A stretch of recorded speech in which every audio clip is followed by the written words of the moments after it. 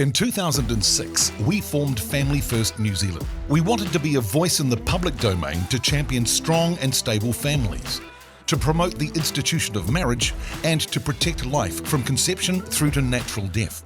We believe strong marriages, connected families, and respect for life and freedom lead to a strong nation. But the reverse is true also. Family breakdown leads to much social cost, both to individuals and to society.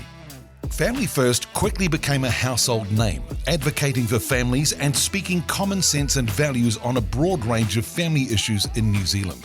Family First has been fighting the law since its 2007 inception. It's now armed with a legal opinion from public lawyer May Chen, saying good parents are being criminalised.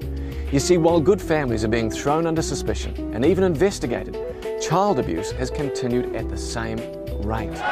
He tono nā te rōpū Family First kia whakapiki anō te pakeke o te inu waipiro ki te rua te kauma. This is a question I want to ask Louisa, is once you change the definition once, what stops you changing it again? What about the calls from Family First, which have come out this morning from Bob McCroskey, about the right to silence law? Because there are parts of it, I mean, we're talking sex, violence, drugs, aren't we? Explicit though, and I'd like to read extracts from the book to you, but we can't on here. Family First have released a survey. It's called Young People and Alcohol, and of course the alcohol reform bill is something that's going to be kicking over this year. We're just saying, hey look, it's just a physical act. As long as you wear the condom, you can basically get away with anything. It's almost 4 years since babies Chris and Crew Kahui were killed.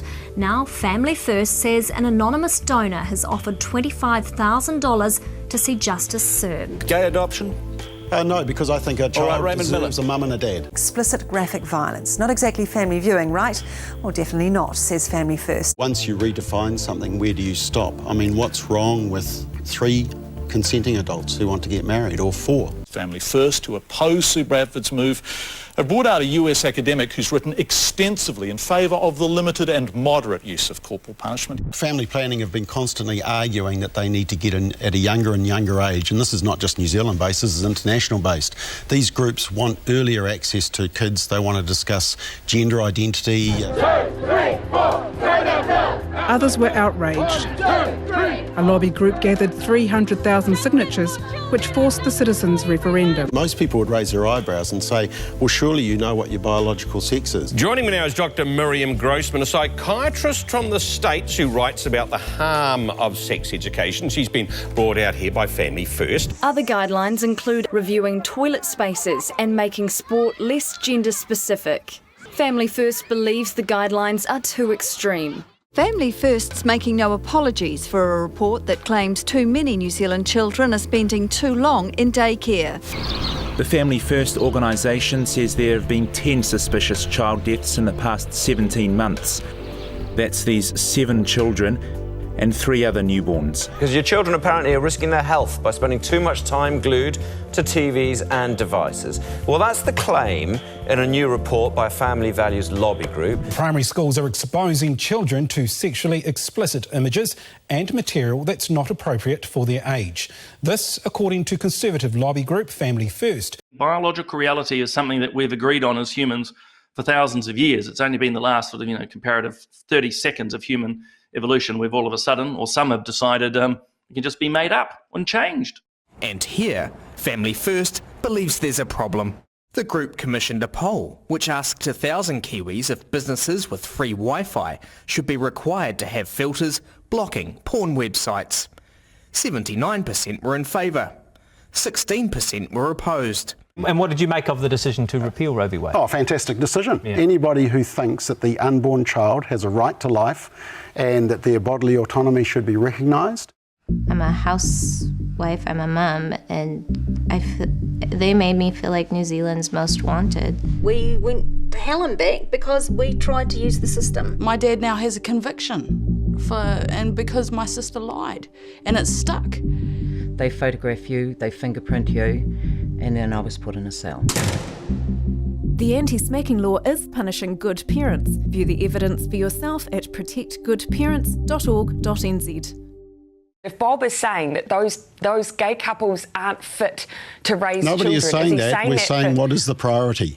And what is the best case example and what is the purpose of adoption? Okay, Bob, what you were saying just now, do you want to say to a 7-year-old girl, we don't think you need a mummy? Bob, if you want to worry about the world imploding, worry about nuclear weapons and climate change, not gay couples.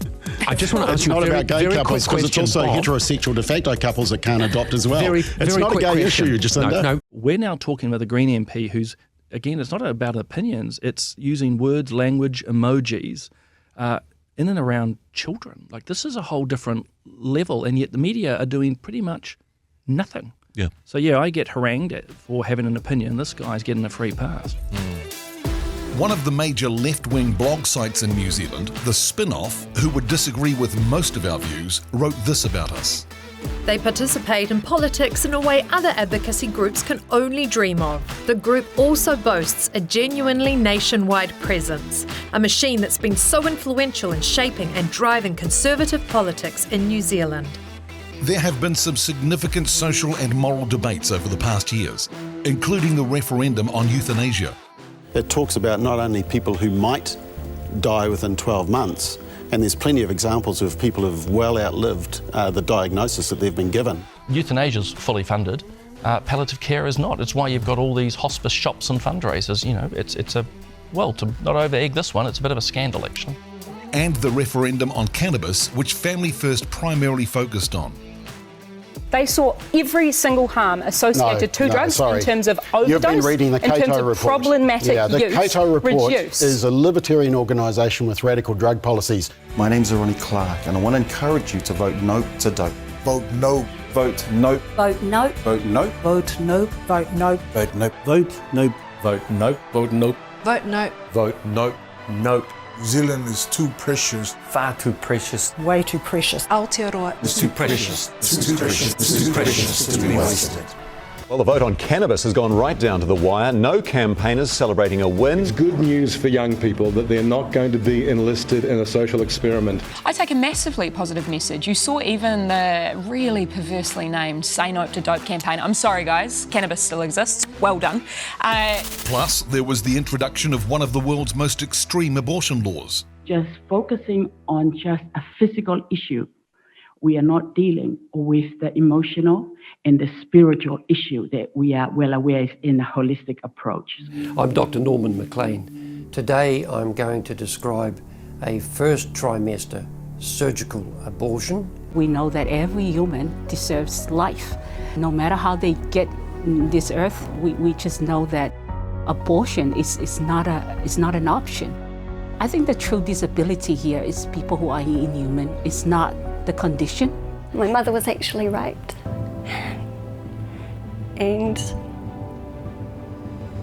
I guess I'm what society would call a rape baby.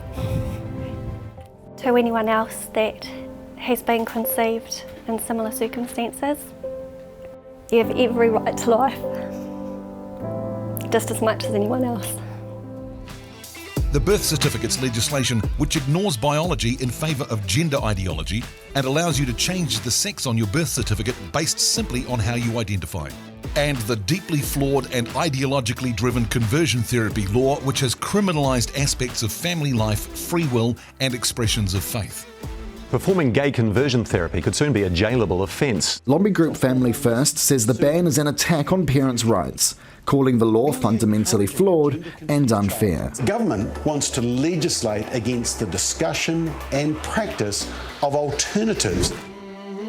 Our annual conference, the Forum on the Family, is one of the largest social conservative conferences held in New Zealand, with both local and international guests, including Prime Ministers John Key, Bill English, senior political leaders Winston Peters, well-known New Zealanders Peter Williams, Leighton Smith, and international speakers, experts in the areas of abortion, Lyda Rose, sexuality education, Miriam Grossman, gender ideology, Walter Heyer, drugs, Dr. Kevin Sabet, and media, Mirinda Devine.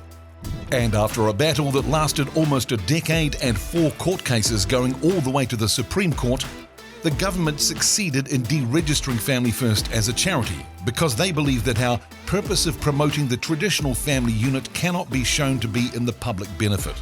In other words, they don't like our views on family and marriage.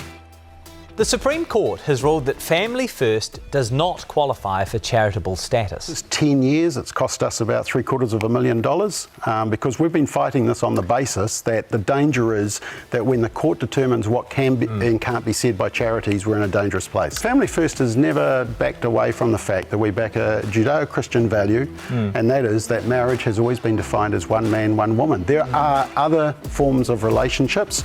Use another name. The good news is we're still here and we're not going away. Being a loud, strong and uncompromising voice for the values that matter to families and social conservatives won't be affected in any way, whether the state formally recognises us or not. There are too many important issues in our nation and our culture that we need to continue to speak truth into. Family First is empowering parents to push back against the radical and extreme gender ideology and sexuality education curriculum and the divisive critical race theory being indoctrinated in schools. Continued attempts to liberalise our drug laws. Ongoing attempts to introduce hate speech laws and the need to protect religious freedom, specifically Christian beliefs, which are the obvious target. Our call for an inquiry into the public health harms of pornography and age verification on porn websites. Ongoing advocacy work and research in the areas of marriage and families. Continued monitoring of the abortion, euthanasia and conversion therapy laws. And our What is a Woman campaign, calling for public policy and legislation based on biology, not ideology. Here is one of the most difficult questions you can ask in our culture today. Are you ready? Thinking caps on, dictionaries and encyclopedias at the ready. Here's the question. What is a woman? We even flew a banner over the recent FIFA Women's World Cup at Eden Park asking that really tricky question, what is a woman? The last general election in 2023 also proved just how much influence we can have. More than 100,000 copies of our popular Value Your Vote guide for the general election were distributed around the country. And our website was accessed by thousands of people. This enabled voters to see which parties and which politicians had values that matched theirs. Our wokeup.nz website, informing Kiwis about which businesses are promoting critical theory, radical sexuality and gender ideology, LGBT indoctrination, climate alarmism and other leftist ideals, and who want to serve you with a side serving of wokeness with your purchase. Our site helps you avoid businesses and organisations that hate your values. Plus our significant presence on social media with a number of shows which are becoming very popular. Family Matters, in-depth interviews focusing on a range of issues. Our regular video blog from Bob McCoskrie called McBlog with an almost daily dose of commentary around social and family issues. And that episode that went viral. We are now happy to take questions.